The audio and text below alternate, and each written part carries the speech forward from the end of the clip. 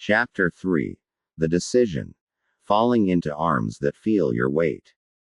Step 3. Made a decision to turn our will and our lives over to the care of God as we understood Him. Read slowly. Step 3 is the most frightening sentence in the program, and anyone who does not find it frightening has not yet read it slowly. Turn our will and our lives over. Not our drinking. Not our Tuesday nights. The will, the last room in the house you still hold the key to. And the life, the whole of it, handed across a table to someone you cannot see, on the recommendation of people you met a month ago in a church basement.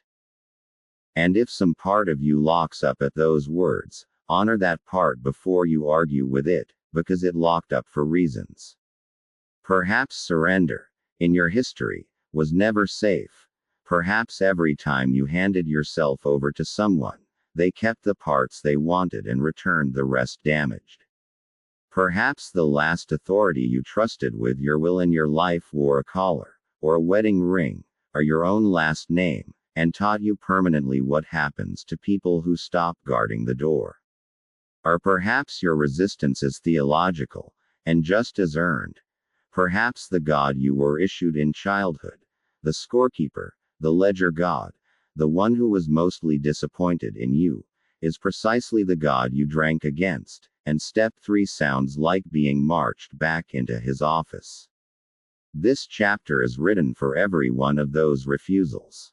It intends to talk you out of none of them by force. It intends to show you, instead, that the step was built by people who shared them, and that its two strangest phrases, as we understood him and the care of, are not loopholes bolted on for the squeamish. They are the two most precise pieces of theology in the entire program, and this is the chapter where this book starts showing its cards. Take the famous escape hatch first. God as we understood him. The rooms added those words so that the door would be wide, so that the agnostic, the wounded Catholic, the burned-out Baptist, and the man who could stomach nothing more than calling the group itself his higher power could all get through it alive. Critics have condescended to the phrase for 90 years. Theological mush, they say. A God of your own convenience, believe whatever works. The critics have it exactly backwards, and the demonstration is worth a few minutes of your patience, because it will change what you think you are being asked to do. Consider what you can do with a word. A small child says mama, and the word finds her. The child could not define his mother if his life depended on it, could not tell you her history, her chemistry, her interior life, what she gave up for him, who she is at 3 in the morning.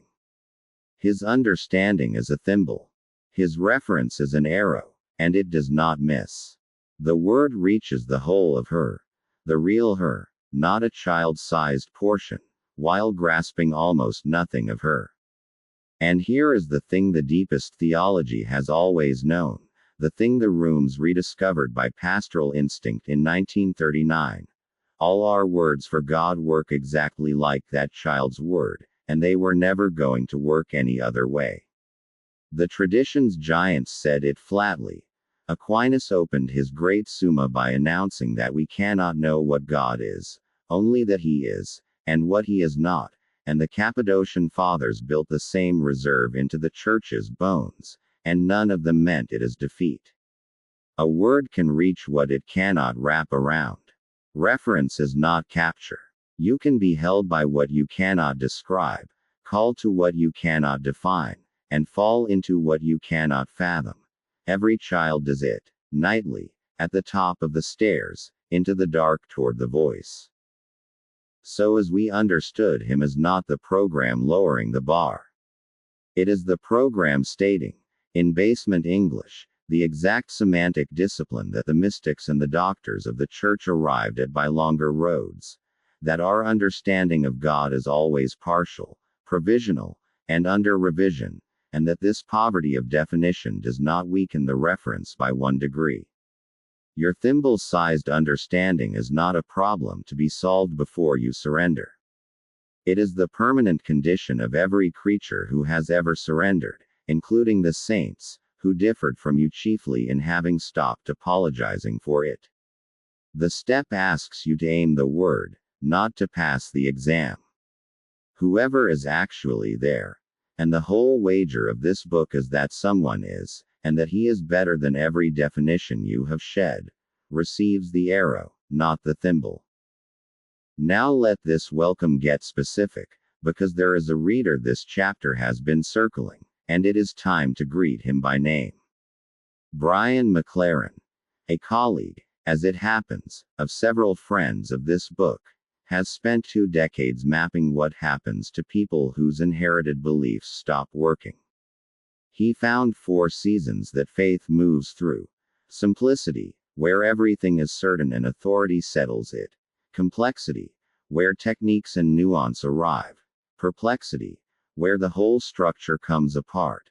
The questions turn merciless, the institutions look complicit, the dark night settles in and stays. And then, for those who keep walking, harmony, a second simplicity on the far side of the wreckage, where beliefs are held lightly, mystery is bearable, and love is finally the point. McLaren's revolution was to insist that perplexity is not the enemy of faith but a portal, that doubt, walked all the way through, is how faith grows up.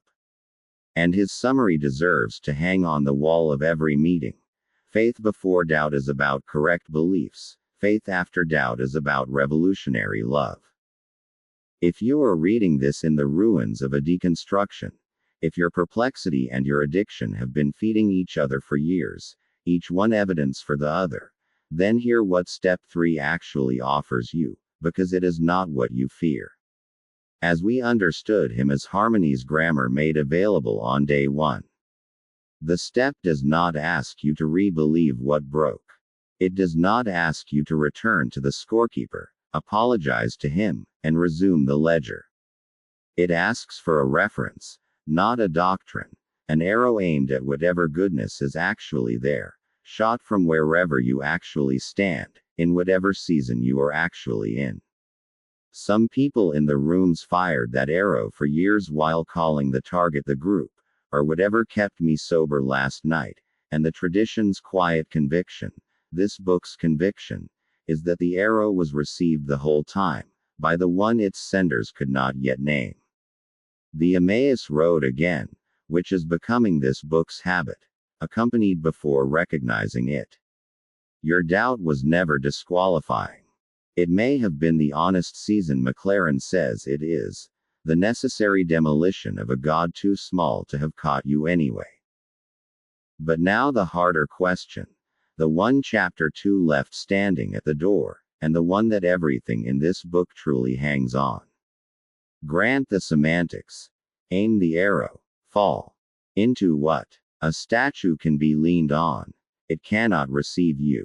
If God is what a certain stern and venerable theology says, perfect, complete, immovable, incapable of being affected by anything a creature does, then your surrender changes nothing on the other side.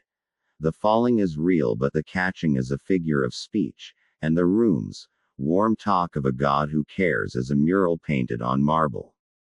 And if God is what the opposite error offers, a needy God, moved by everything, completed by your love, damaged by your relapse, then you have merely acquired, at the worst possible moment, one more fragile relationship to manage, a cosmic version of the very caretaking that helped drive you to drink.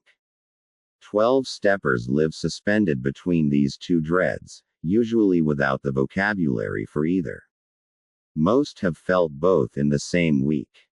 Here is the teaching this book was written to hand you, the center of its whole understanding of God, stated first in one sentence and then unfolded. God receives without acquiring. Everything you give Him, your surrender this morning, your relapse last spring, your gratitude, your rage, the will and the life you are deciding, tremblingly, to turn over, as genuinely received, taken in, felt, mattering, met. And none of it acquires Him anything, adds to Him, completes Him, improves Him, repairs a lack, because there was never a lack. He was feast before you existed, which is exactly why your existence is dessert. Hold those two truths together and every false god this chapter has met dissolves at once. Against the statue. Your fall is truly caught. The arms feel your weight. The Father's gladness at your return is real gladness, really about you, really occasioned by the turning you really made. The rooms have always talked this way. A God who cares, who hears, who is glad. And they were never being naive. They were being precise ahead of schedule. Against the needy God. Nothing you do can diminish him, disappoint him into being less, or oblige you to manage his well-being. He does not need your recovery. He wants it. And there is a universe of good news in that difference. Need is a hook. Want is a gift. Everyone who needed you eventually invoiced you. The God of this book has no invoice, which is precisely why his wanting can be trusted. It is entirely for you, with nothing bent back toward himself, because there is nothing in himself unfinished for it to bend back toward. Mark, while we are here, what this teaching does to a lie you will meet in religious clothing sooner or later. The trade god of the prosperity preachers, who receives your surrender the way a machine receives a coin. Faith in, blessings out, favor for the compliant. That God is not too generous to be true. He is too small to be God. A needy God wearing gold, still transacting, still acquiring, just acquiring worship instead of help. The God who receives without acquiring runs no exchange, because an exchange requires a party with something to gain. What he offers is not a payout schedule but care. And now you are ready for the step's second precision, the little phrase almost nobody notices. You are not asked to turn your will and your life over to the control of God. The step says the care of God, and the word is load-bearing. Control is what you have been exercising, white-knuckled, exhausted, and, per step 1, catastrophically unsuccessful. If surrender merely transferred the same clenched management to larger hands, you would be right to hesitate. The abused reader's alarm at the top of this chapter is an alarm about control, and it is a healthy alarm. But care is another kind of thing entirely. Care makes room. Care attends, accompanies, provides, and, hear this, entrusts. The God of this book does not seize the wheel of your life and drive it like a machine, because a driven machine is exactly what he refuses to make of you. He gave you a real will precisely so that something real could one day be turned over. Your decision in this step is not the surrender of your agency but its first fully sane exercise, the one act of will that aims the will at last toward its own healing. The program knew this in its bones. It did not write we were taken over. It wrote made a decision, and the whole dignity of your creaturehood lives in those 3 words. This, too, this book will deepen when it reaches the step of prayer. There is more to say about a God who makes room, and about a future that is genuinely unwritten and genuinely shared. But the seed is planted here. The care of God is roomy. You are falling into arms, not into a mold. And now, at last, the arms themselves, because chapter 2 made a promise about them, and this is where it is kept. From the Church's earliest centuries comes an image so tender it startles people who thought they knew what the old theology was like. Irenaeus of Lyons, 2nd century, a bishop who had learned from a man who had learned from the Apostle John, taught that the Father does everything he does toward us with, as he loved to say, his 2 hands, the Son and the Spirit. Not tools. Hands. Never one without the other. Never the Father aloof while subordinates handle the casework. When you were made, both hands made you. When Adam fell, Irenaeus insists, he never fell out of those hands. And when you fall, tonight, in this step, deciding at last to stop holding yourself up, You fall into both of them, and it matters immensely which is which. The first hand you have already met. The Son is the one in whom you are held. Chapter 2's whole disclosure. Your deepest identity spoken and kept in Him. His humanity as personal and particular as your own. The embrace that identified you before your first memory. Falling into that arm is therefore not a leap into the unknown. It is a homecoming to the only place you have ever actually been. Surrender to the Son is not audition. You are not applying for a position. The position was filled with you before the foundations. You are falling toward your own ground. The second hand this book now formally introduces, and no reader in recovery will need him explained for long. The Spirit is the one by whom the held identity is quickened into a lived one. Breath to the Word, the perfecter, the finisher of what the gift began. If the Son is the arm that holds who you are, the Spirit is the arm that grows who you are becoming. The inner strength the rooms already know by experience and mostly leave nameless. The nudge that got you to the meeting, the unaccountable steadiness on the fourth day, the words that came when you had none. Paul says it in a verse that might have been written in a detox ward. When we do not know how to pray as we ought, the Spirit Himself intercedes, with sighs too deep for words. If all you can offer God tonight is a groan, if turning over your will and your life comes out of you as something less like a prayer and more like the sound a person makes lifting something too heavy, then be at peace.